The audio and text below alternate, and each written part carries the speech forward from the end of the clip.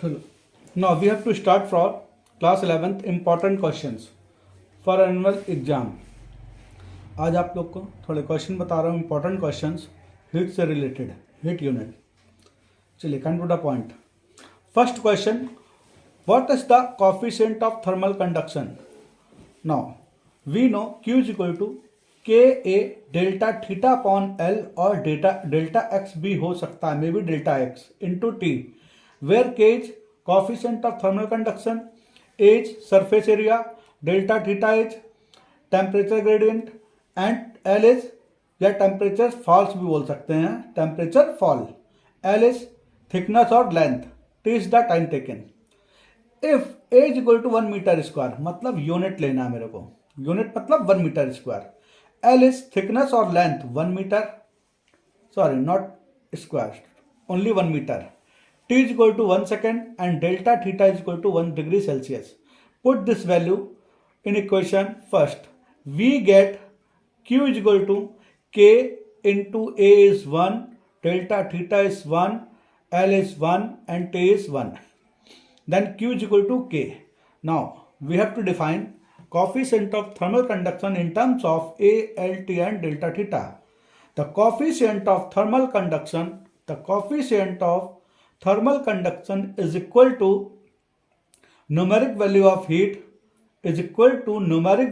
heat absorbed by 1 unit surface area. 1 meter square means unit surface area in unit time. T is equal to 1 second in unit time whenever temperature gradient delta theta and L, delta theta upon L is also unit. Delta theta upon L also unit means होता है, unit means होता है 1, जो भी है temperature gradient 1 हो, between two isothermal surface. Now isothermal surface this one that one. एक surface ये होगी जिसके हर सरफेस के प्रत्येक पॉइंट पे टेम्परेचर सेम होगा. एक सरफेस ये होगी, इसके प्रत्येक पॉइंट पे टेम्परेचर सेम होगा, लेकिन इसका मतलब ये मत समझिएगा जो टेम्परेचर इस सरफेस का होगा वही टेम्परेचर इसका होगा. जैसे जैसे हीट सोर्स से अवे जाते हैं, दूर जाते हैं, तो टेम्परेचर कम हो जाता है. मान लीजिए इसका अगर 100 डिग्री सेल्सियस है तो इसका 100 डिग्री सेल्सियस नहीं होगा, 100 डिग्री सेल्सियस इसका टेम्परेचर नहीं होगा. ठीक, अगर मान लीजिए इसका 100 डिग्री सेल्सियस टेम्परेचर है तो इसका हल्का सा फॉल होगा, हो सकता है मे बी 90 हो, लेकिन 90 डिग्री सेल्सियस इस सरफेस के प्रत्येक पॉइंट पर होगा, इसलिए इसको आइसोथर्मल सरफेस बोला गया.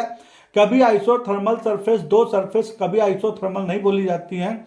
ऐसा सरफेस जिसके प्रत्येक पॉइंट या प्लेस पर टेम्परेचर सेम हो उसको बोलते हैं आइसोथर्मल सरफेस. फिर से again, the coefficient of thermal conduction is equal to numeric value of heat absorbed by unit surface area in unit time whenever temperature gradient between two isothermal surface is also unit. अब unit and dimension we know Q is equal to K A delta theta upon L into T. By cross multiplication Q into L upon A delta theta into T. K को as it is रखेंगे. Q अगर MK system में तो joule होता है, हमने joule में ही लिखा है. कैलोरी भी हो सकता है, किलो कैलोरी भी हो सकता है, लेकिन किलो कैलोरी और जूल के लिए मास हमेशा किस में लेंगे? केजी में, और कैलोरी में हमेशा मास लेंगे ग्राम में. You must be remember this point. लेकिन हम यहाँ स्टैंडर्ड यूनिट सिस्टम यूज कर रहे हैं. Q की जगह जूल, L की जगह metre, unit as metre square, delta theta either में भी डिग्री सेल्सियस और kelvin, because of temperature difference are same in kelvin as well as Celsius scale. Now T is second. 1 metre cancel, we can write as joule upon metre into degree Celsius into second. Now dimension, again we know K is equal to Q into L, Q है not theta, upon A delta theta into T. Put the dimension of Q जिसकी unit joule होगी, यानी energy की dimension use करेंगे, ml square T⁻². Now L is length of conductor, it means L. Area dimension L square, delta theta temperature difference theta and time taken t. Put the now L square, this cancel. Now we get m L to power 1 and theta to power -1 and t power -2. ये एक t और ऊपर गया तो t power -3. अब आता है rate of transfer of heat. कभी डेफिनेशन नहीं पूछी जाएगी, लेकिन जो डेरिवेशन बताने वाले हैं उसमें rate of transfer of heat की वैल्यू रखनी पड़ेगी मेरे को. Now rate of transfer of heat का फॉर्मूला मैंने क्या पढ़ा था, K A delta theta upon L into t. Rate of transfer of heat का मतलब होता है एक सेकंड में जितनी हीट ट्रांसफर होगी one place to another place, एक सेकंड में. तो जो चीज यूनिट मिली जाती है, अपॉन मिली जाती है, उसको अपॉन कर देते हैं. तो heat transfer in unit time is called rate of transfer of heat. कोई डेफिनेशन नहीं आती है, लेकिन इसका यूज आता है, तो फॉर्मूले का यूज होता है. Put the value of Q, K A delta theta upon L into t, t t cancel. Now heat rate of transfer of heat is equal to H is equal to K A delta theta upon L. इसमें एक point और हमेशा ध्यान रखिएगा, when two और more than two block connected in series. अभी आगे बताऊंगा. देखिए एक ब्लॉक ये, एक ब्लॉक ये, इसको बोलते हैं सीरीज कनेक्टेड. व्हेन टू और more than two block connected in series, then the rate of transfer of heat always constant. ये आपका नेक्स्ट डेरिवेशन में लगेगा, इसके लिए इंट्रोडक्शन दे रहे हैं. एक होता है वर्ड थर्मल रेजिस्टेंस. आपने इलेक्ट्रिक रेजिस्टेंस और पढ़ाई होगा. इलेक्ट्रिक रेजिस्टेंस की एक खासियत होती थी, आपको बता दूं, जब इलेक्ट्रिक करंट फ्लो करती है किसी मेटेलिक वायर में, तो मेटल की एक प्रॉपर्टी होती है which is always interrupt to the flow of electric current. आप लोग अपोज भी बोलते हैं, अपोज जेन्युइन वर्ड नहीं है. इंटरप्ट मतलब रुकावट डालता है. When the flow of electric current in the metallic wire, then always the nature of या characteristic of the metal always interrupt to the flow of electric current. Hence some part of electric energy convert to heat energy and metallic wire become heat. उसमें क्या होता था, electric energy heat में बदलती थी, उसको बोलते थे इलेक्ट्रिक रेजिस्टेंस, यानी इलेक्ट्रिक एनर्जी का मूवमेंट को रोक रहा है, इंटरप्ट कर रहा है. यहां पे है थर्मल रेजिस्टेंस. कभी आपने सुना है 1 मीटर लॉन्ग रॉड लेंगे, आयरन रॉड लेंगे, एक सिरा उसका फर्नेस में यानी भट्टी में डालेंगे. जो सिरा भट्टी में डालेंगे उसका टेम्परेचर हमेशा हाई होगा, लेकिन जैसे जैसे उस एंड से, हॉट एंड से दूर आते जाएंगे, अवे फ्रॉम हॉट एंड, तो टेम्परेचर कम होने लगेगा. इसका मतलब हीट ट्रांसफर तो हो रही है, लेकिन रुक रुक के ट्रांसफर हो रही है, यानी टेम्परेचर डाउन जा रहा है. क्यों डाउन जा रहा है? इसी कैरेक्टरिस्टिक को बोलते हैं. कैरेक्टरिस्टिक होती कोई फिजिकल चीज नहीं होती है, इसी को बोलते हैं रुकावट. जो होती है उसको बोलते हैं रेजिस्टेंस. और चूंकि यहाँ हीट में रुकावट आ रही है तो उसको बोलेंगे थर्मल रेजिस्टेंस. अगर इलेक्ट्रिक करंट में रुकावट आएगी तो बोलेंगे इलेक्ट्रिक रेजिस्टेंस. तो यहाँ हीट कम होती जा रही है, जो सिरा गर्म करा जाएगा बहुत हॉट लगेगा, जितना दूर जाते जाएंगे उतनी हॉटनेस कम होती जाएगी, मतलब थर्मल रेजिस्टेंस. अब इसको डिफाइन करना हो तो आप कर सकते हैं according to formula.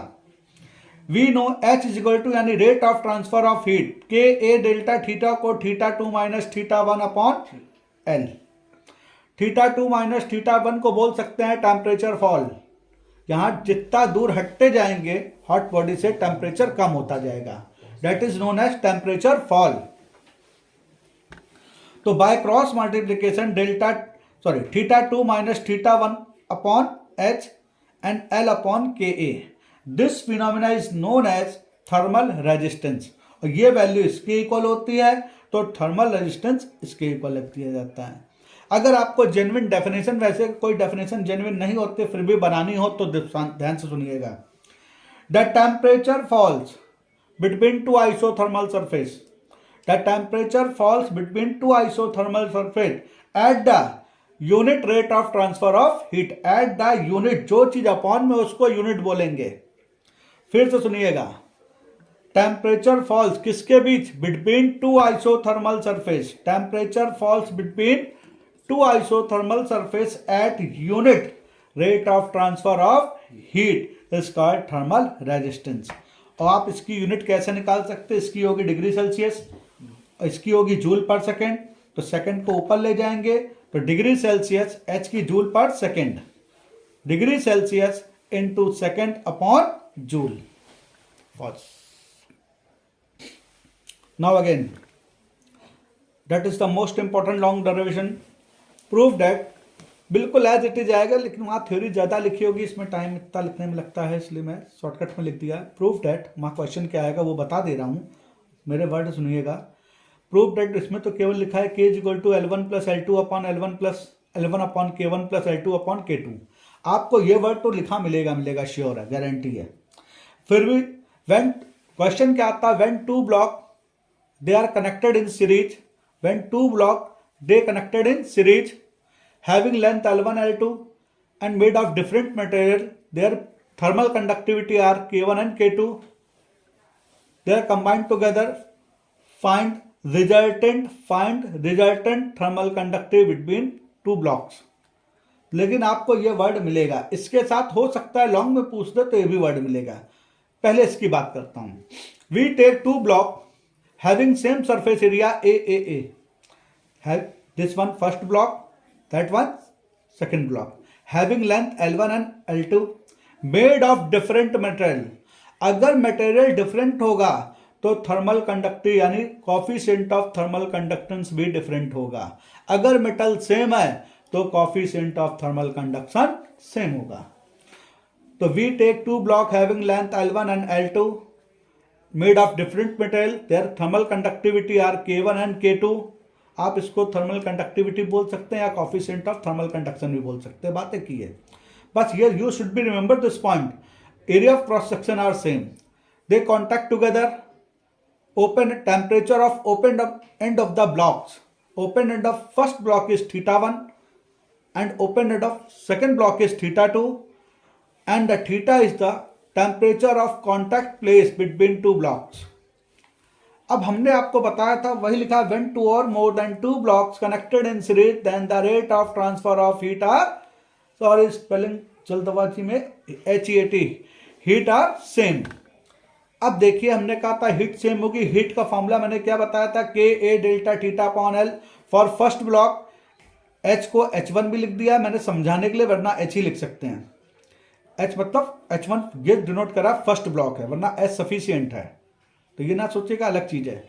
H is equal to H1 K1A upon L1 delta theta, हर बाद वाले टेम्परेचर में से पहले वाला लेस होता है, थीटा माइनस θ1। इक्वेशन फर्स्ट हो गई। Now second block S2 K2A upon L2 θ2 minus theta, हर बाद में से पहले वाला temperature, by equation first and second दोनों। अर्लियर टोल्ड दिस थिंग, हमने साफ साफ बताया था rate of transfer of heat same होगा, यानी ये दोनों इक्वेशन आपस में सेम रखेंगे क्योंकि दोनों का rate of transfer of heat same है।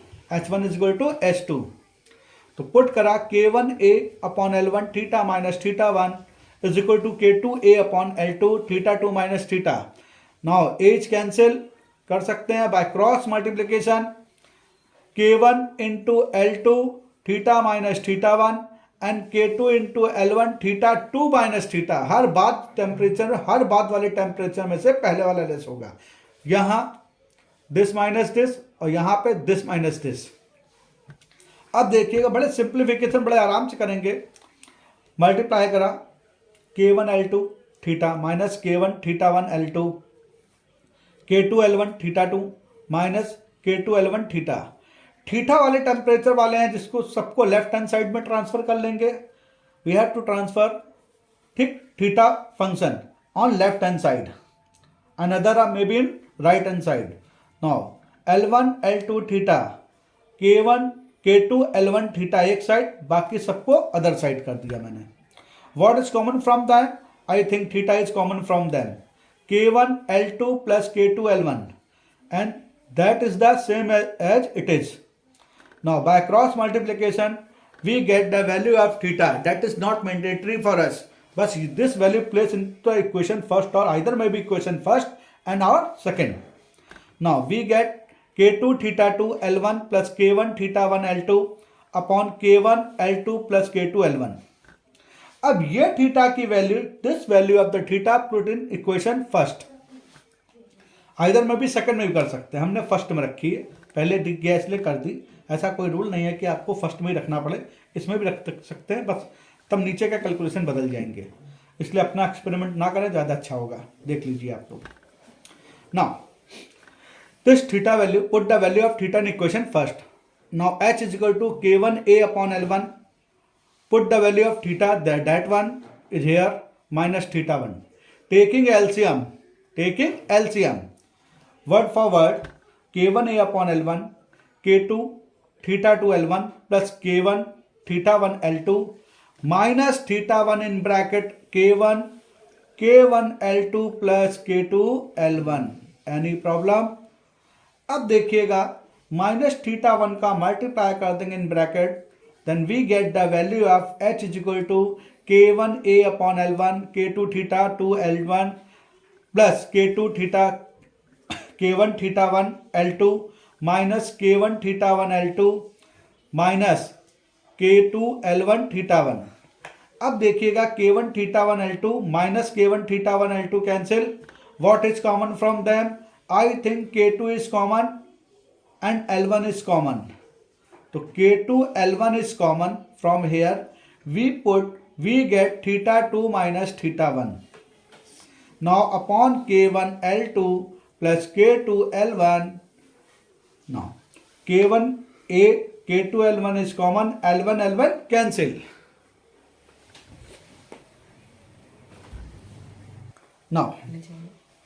Now L1 is cancelled with get value of h is equal to k1 k2 a upon k1 L2 plus k2 L1 in bracket theta 2 minus theta 1. We know thermal resistance theta 2 minus theta 1 upon h.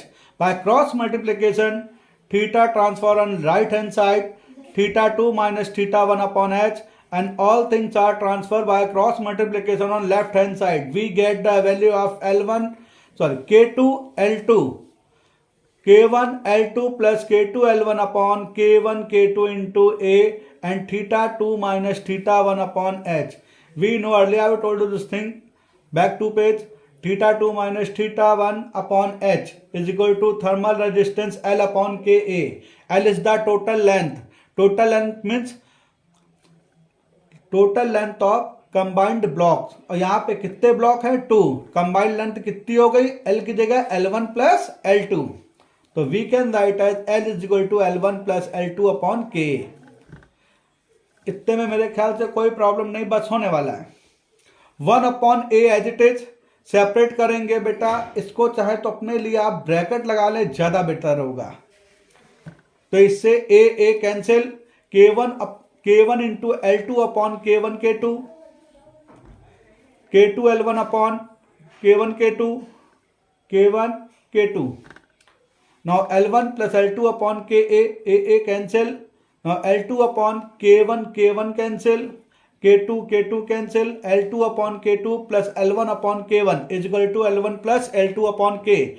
By cross multiplication we get the proving value of K is equal to L1 plus L2 upon L1 upon K1 plus L2 upon K2. Now अगर question एक हमने side में दिया था इसमें prove that twice k is equal to twice k1 k2 upon k1 plus k2.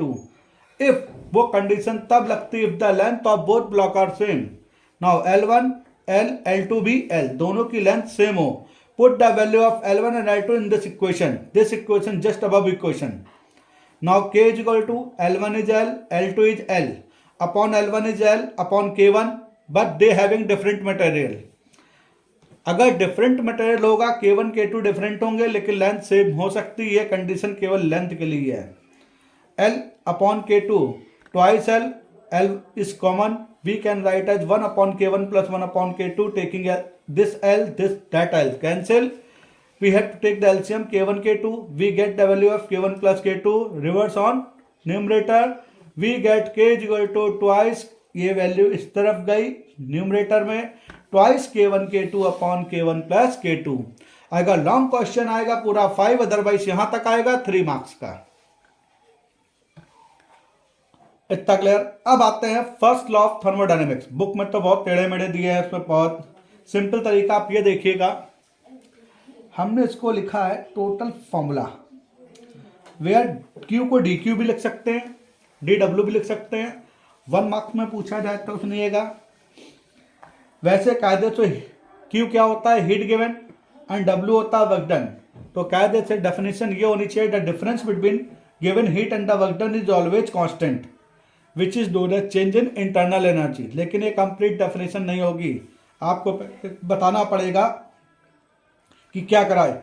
When heat transfer from one system to another system या one body to another body, आप देख लीजिए किसी, अगर मान लीजिए पेन है, आपको उसको 1 डिग्री सेल्सियस टेम्परेचर बढ़ाना है या 5 डिग्री, या तो आप उसको रबिंग करते रहिए काफी देर तक तो भी टेम्परेचर बढ़ा सकते हैं, या कुकिंग गैस में दूर तक दिखाया तो भी टेम्परेचर बढ़ा सकते हैं, या धूप में रख दिया या आग के पास रख दिया, किसी भी मेथड द्वारा हीट देंगे।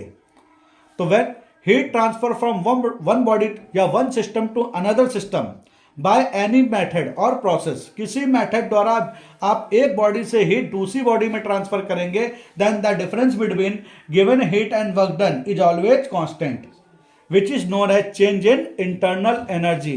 It is also known as first law of thermodynamics. अगर आपसे चेंज इन इंटरनल एनर्जी पूछे तो भी ये डेफिनेशन चलेगी, और फर्स्ट लॉ ऑफ थर्मोडायनामिक्स पूछे तो भी ये डेफिनेशन चलेगी। एक बात ये ध्यान रखिएगा, चेंज इन इंटरनल एनर्जी हमेशा कांस्टेंट होती है। ये फर्स्ट लॉ ऑफ थर्मोडायनामिक्स का यूनिवर्सल ट्रुथ है। अब इसमें नोट पॉइंट मैं आपको बता दे रहा हूं, work done by the system, अगर मशीन द्वारा या सिस्टम द्वारा काम किया जा रहा है तो वर्क डन हमेशा पॉजिटिव लेते हैं। तो वर्क डन पॉजिटिव लेंगे तो as it is formula Q minus W equal to delta U. अगर work done on the system, यानी हम मशीन को चलाने में हम खुद काम कर रहे हैं तो वर्क डन नेगेटिव लेंगे, और जब वर्क डन नेगेटिव रखेंगे इस इक्वेशन में तो आ जाएगा Q plus W equal to delta you.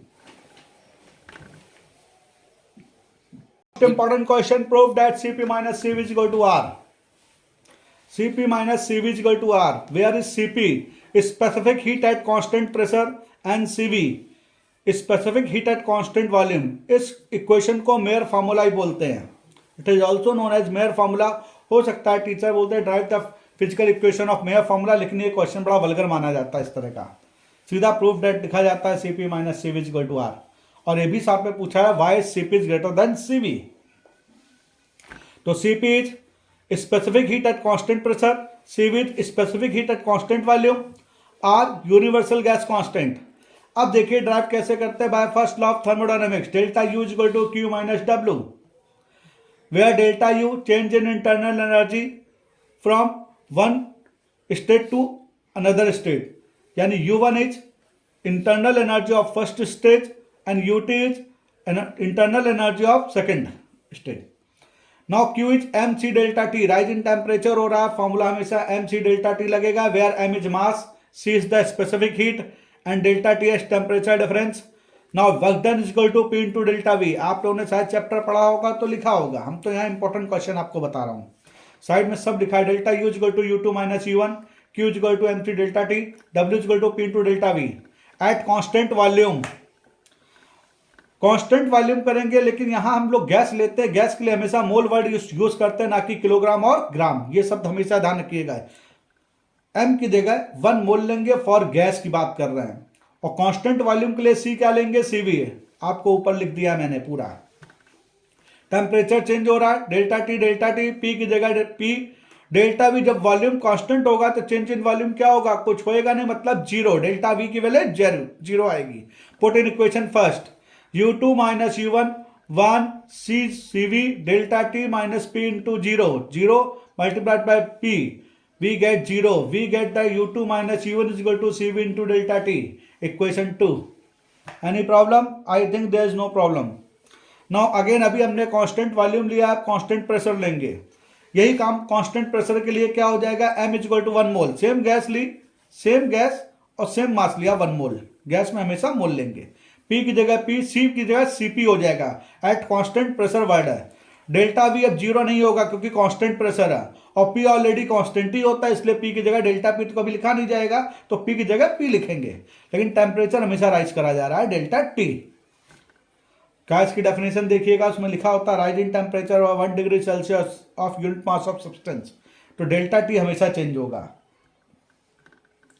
U2 minus U1 1 Cp into delta T minus P delta V। By question second and third, first law of thermodynamics. First law of thermodynamics से हमेशा equation second and third, यानी change in internal energy constant होती है, उसी का use कर रहा है। ये भी चेंज इन इंटरनल एनर्जी है, U2 माइनस U1 भी चेंज इन इंटरनल एनर्जी है। फर्स्ट लॉ ऑफ थर्मोडायनेमिक्स हमेशा कांस्टेंट होगी, तो ये इक्वेशन इसके इक्वल आएगी। Cp into delta T minus P delta V equal to C V delta T. C V delta T को left hand side में transfer करेंगे, पी डेल्टा वी को राइट हैंड साइड में, तो Cp minus delta T minus Cv into delta t is common from them. We get the equation for Cp minus Cv delta t is equal to P into delta V. By ideal gas equation PV is equal to RT. Now, अगर हम change volume में करेंगे तो change किस में होगा? Are में तो हो नहीं सकता, और आर क्या है? ऑलरेडी कांस्टेंट है। वो भी कौन सा? Universal gas constant. कभी कांस्टेंट में चेंजेस नहीं होगा, यानी चेंजेस कहाँ होगा? टेम्परेचर पे। तो पी अगर डेल्टा वी करेंगे तो कहाँ चेंजेस होगा? R delta T. Put in equation 4, delta t cancel, Cp minus Cv is equal to R, hence proved, mayor formula. अब वर्ड आता है why Cp is greater than Cv। तो आपको बता दूं, we know Cp minus Cv is equal to R, value of R more than 0, greater than positive होता है, 0 से ज्यादा होगा, तो Cp minus Cv greater than 0, hence Cp is greater than Cv। Okay, अब आप लोग को अगला वीडियो फिर मिलेगा। Thank you so much.